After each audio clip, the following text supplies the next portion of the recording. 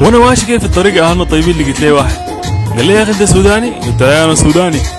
قال لي انت من وين وقبيلتك شنو؟ قلت له اول حاجه موضوع القبيله دي بطلناها، لكن دار تعرف انا من وين؟ تعال اقول لك، انا من الشرق، انا من الشمال، انا من الجنوب، انا من الغرب، انا ابن السودان الاصيل. ويا اهلنا الطيبين ربنا يجنبنا الفتن ما ظهر منها وما بطن، ربنا يرفع عنا البلاء والوباء وسوداننا يرجع بألف خير، وما تدوا فرصة لأي شخص يعمق جواكم. والسلام عليكم ورحمة الله تعالى وبركاته. الحب علاني والسماء وصل الله لبريده